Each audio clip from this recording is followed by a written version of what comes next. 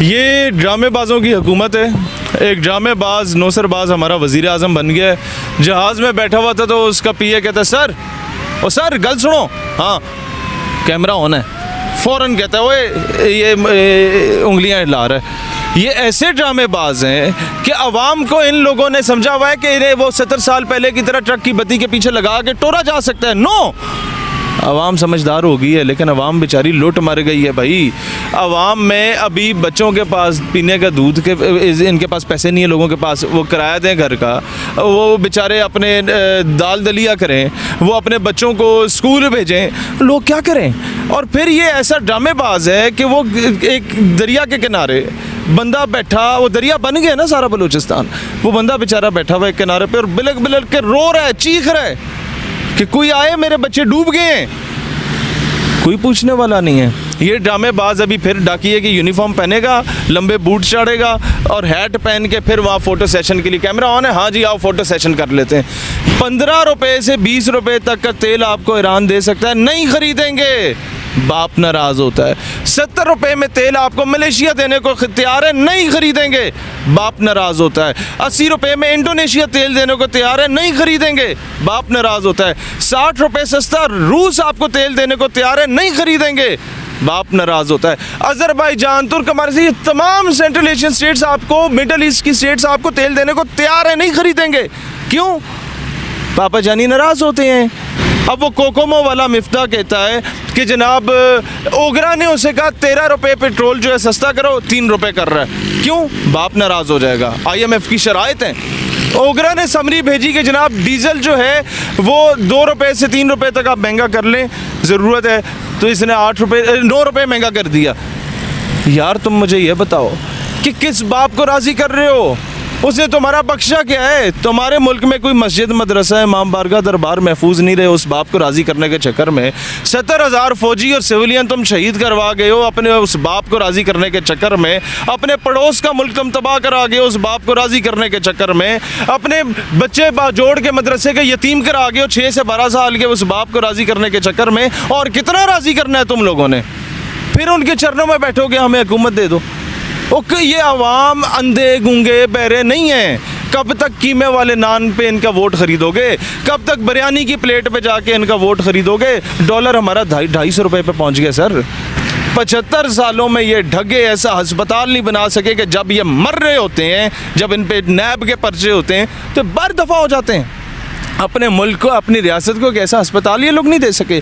75 सालों में सिंध की गरीब आवाम के लिए ये लोग कुछ नहीं कर पाए। इनके जरदारी साहब के साहिबजादियों और साहिबजादे के जो उनके लिए लाखों रुपए का दूसरे ममालिक से खाना आता है, और थरपार करके बच्चों को वही उतनी लागत से आधे का भी खाना दे दो तो शायद वो बिलक बिलक के ना मरे। और यार चोलिस्तान में क्या हो गया? हमारे पूरा बलूचिस्तान भीग चुका है।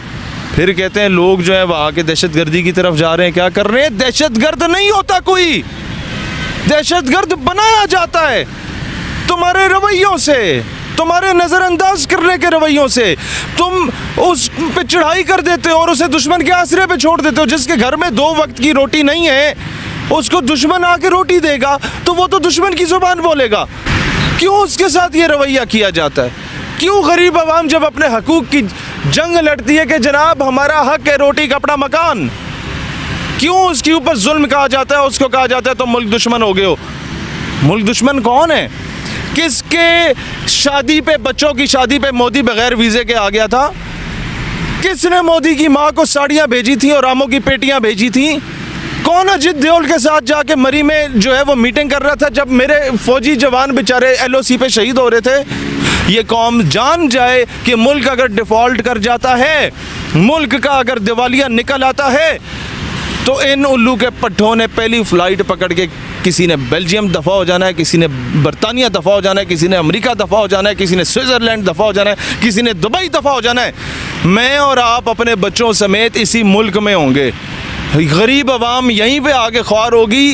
कोई वही अफ़गानिस्तान वाला हाल होगा कि सारे मुल्क से बाहर फ़रार हो गए थे, दफ़ा हो गए थे गरीब आवाम को तबाही के दहाने पे छोड़ के। तो इस मुल्क को इससे पहले कि डिफ़ॉल्ट हो जाए, इन्हें फटाफट इलेक्शन करा के एक, अभी आप देखें कोई मुल्क आपको सुनने को तैयार नहीं है। आपका सरबराह एक इदारे का बेचारा मिन्नतें कर रहा है कॉल करके, पैसे दे दो यार, कर्जे दे दो, क्योंकि तुम तो किसी काबिल रहे नहीं हो, तुम्हें कोई वजीर आज़म मानने को तैयार नहीं है, कोई किसी को हेड ऑफ द स्टेट्स या head of the department, head of the institution मानने को तैयार नहीं है। इंटरनेशनल कंट्री किसने इस मुल्क को इस दहाने पे पहुंचा दिया इनकी गुलामी में अपने बाप को राज़ी करने के लिए? कुर्सी है तुम्हारी, ये जनाजा तो नहीं है, कुछ कर नहीं सकते तो उतर क्यों नहीं जाते? अल्लाह वतन को जो मेरे लूट रहे हैं, ये देश के गद्दार हैं, मर क्यों नहीं जाते?